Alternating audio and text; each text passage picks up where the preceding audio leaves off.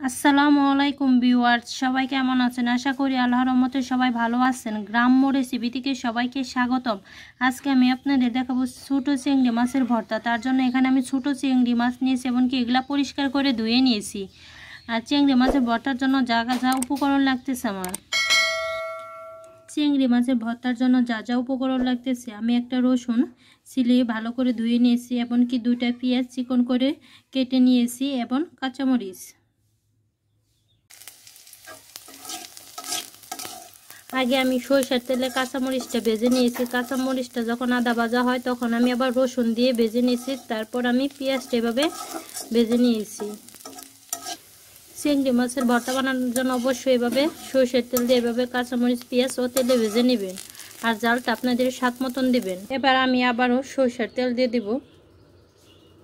তারপর দিয়ে দেব একটু হলুদের গুঁড়ো ও চিংড়ি মাছটা।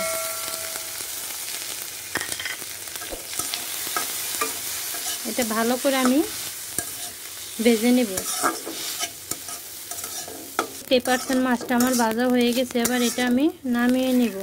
তার জন্য আমি এভাবে পাটাটা পরিষ্কার করে ধুয়ে নেব। পাটাটা আমার পরিষ্কার করে ধোয়ানো হয়ে গেছে। এবার আমি এর মধ্যে তেলে ভাজা কাঁচামরিচ, রসুন ও পেঁয়াজ দিয়ে দিব। স্বাদ মতো লবণ দিব। এবার এটা আমি ভালো করে বেটে নেব।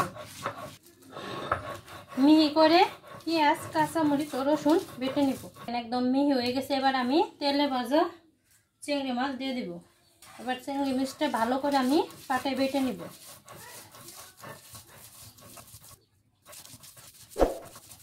এভাবে পাটায় চিংড়ি মাছের ভর্তা বানালে অবশ্যই ভালো লাগবে। আর ভালো লাগলে আমার চ্যানেলটাকে আপনারা সাবস্ক্রাইব করেন। চিংড়ি মাছটা ভালো করে পাটায় আমি মিহি করে বেটে নিব।